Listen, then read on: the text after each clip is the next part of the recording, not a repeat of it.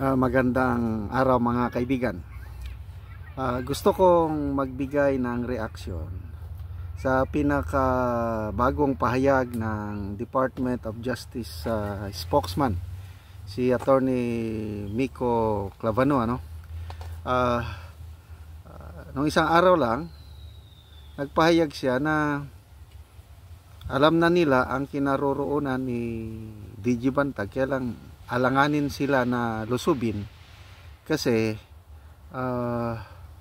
handang lumaban si DG Bantag, handang mamatay at nandun ang kanyang mga follower, nandun siya sa isang lugar na binabantayan siya ng kanyang mga loyal followers at hindi padalos-dalos ang gobyerno sa pag-aresto sa DG Bantag dahil yun nga, baka maalanganin ang safety ng mga law enforcement officers natin. Yun ang unang pahayag. Ito, may pahayag na naman ang DOJ spokesman na medyo nakakatawa, no? Anyway, basahin ko yung kanyang tinake-note ko na lang yung ambos interview sa kanya ng media. Sabi niya, "We have close monitoring on his whereabouts. It is something that we cannot disclose to the public because these are operational details that we have to keep it to ourselves. But again, we call on his voluntary surrender." Ulitin ko, voluntary surrender na lang para mas maging mapayapa yung proseso natin.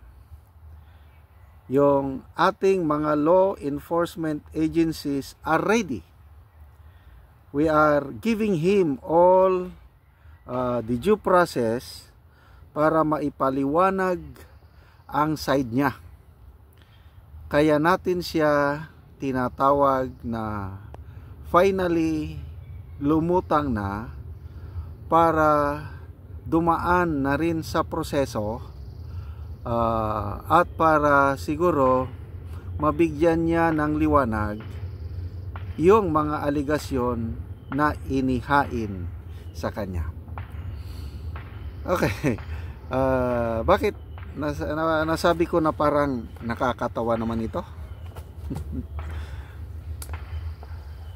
Una nang nagpahayag ang DOJ spokesman na handang lumaban si DG Bantag. And that's true kasi wala pa siyang warrant of arrest noon. Nagsabi na si DG Bantag na kung may warrant of arrest na ako, hindi ako magsusurrender. Very clear. Hindi ako magsusurrender. Sabi niya, habang nandyan si Secretary Boying Rimulya, wala akong makukuhang hustisya. Haharapin ko lang yung kaso ko kung wala na si Secretary Rimulya sa DOJ.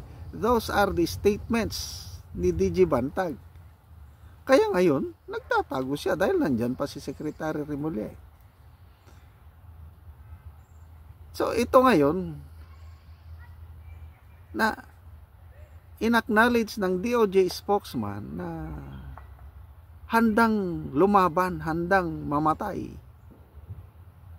si DG Bantag. Hindi siya magpapahuli ng buhay.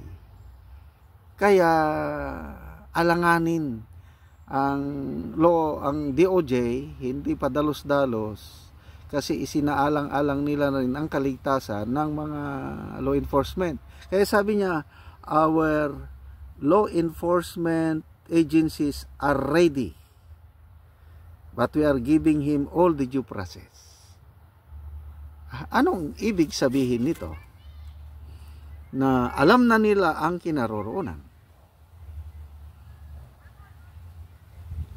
Kailang alanganin sila dahil lalaban ng gusto si DG Bantag. Tapos surrender na lang. Hindi ba ito pag-amin na nahihirapan ang DOJ o law enforcement agencies sa pag-aresto kay Bantag kung totoong alam nila, bakit hindi pa nila puntahan? Alam man nila na lalaban yung tao ng patayan. Bakit pa niya nananawagan na voluntary surrender? Ano sa tingin nyo? Voluntary mag-surrender ba si DG Bantag? Tutugon ba siya itong panawagan ni Attorney Clavano? Parang hindi.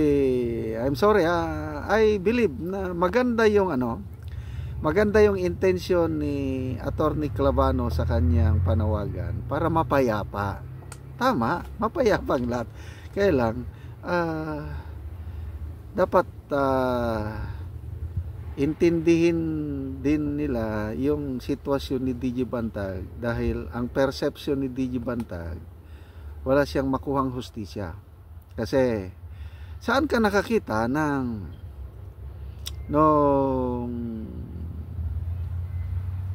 bago i-file ng NBI at PNP yung complaint sa fiscal?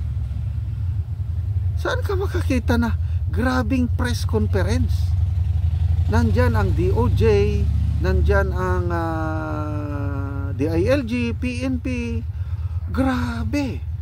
It's a trial by publicity. Yun ang tingin ng karamihan. Isasampa pa lang yung reklamo o complaint, pinapalabas na may kasalanan na si Bantag. Wala pang subpuena na ibigay kay DG Bantag, pinapasurrender na. Kaya malala ko yung description ba yun ni Attorney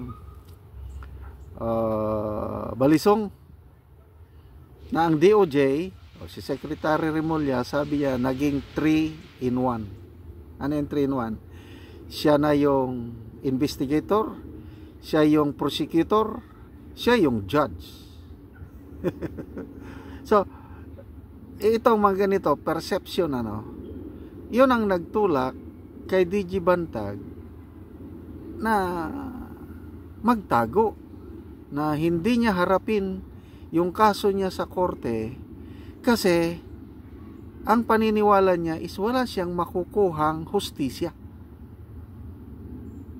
Ang hinihintay lang niya is mag-resign, mawala si Secretary Remulla sa DOJ. That's the time na mapayapa siyang bababa at harapin yung kaso. That's very clear kay DG Bantag. Kaya ito, I don't know, naniniwala ba kayo na itong sinasabi ng DOJ spokesman na alam nila ang kinaroroonan ni DG Bantag? I doubt so. Maybe yung ang alam nila yung general location. Example, nandyan siya sa Cordillera region nagtatago.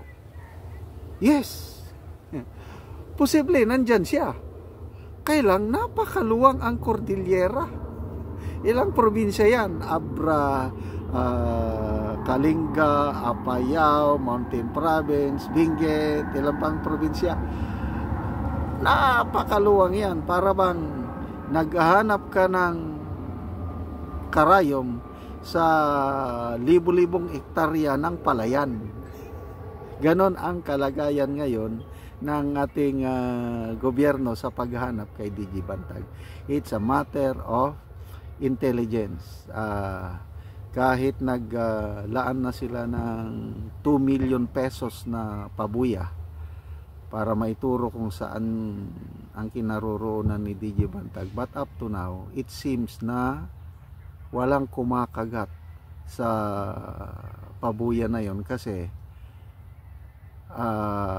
hindi nila alam yung, kasi kung alam nila yung specific location, example, nandyan siya sa isang barangay, example ko lang nandyan sa Sagada Mountain Province o isang municipality, nandyan sa kuweba ng ganitong barangay, wala akong alam na barangay sa Sagada, nasa kuweba si DJ Bantag sa Sagada sa ganito, yung very pati grade coordinate, ito nandito siya, kung wala sa kuweba nito lilipat siya sa ganito, lilipat sa ganito, yung ganong napaka-specific na intelligence, kung alam nila yan, I believe ala style Kibuloy, gagamitan na yan ng chopper, gagamitan na yan ng SAF at iba pa, lahat na ito baka palusot lang ito kasi na pre-pressurize na rin sila kasi ang media tanong ng tanong. Grabe naman ang kwan ng media na ito. So yun po ang kalagayan ni DJ Bantag ngayon.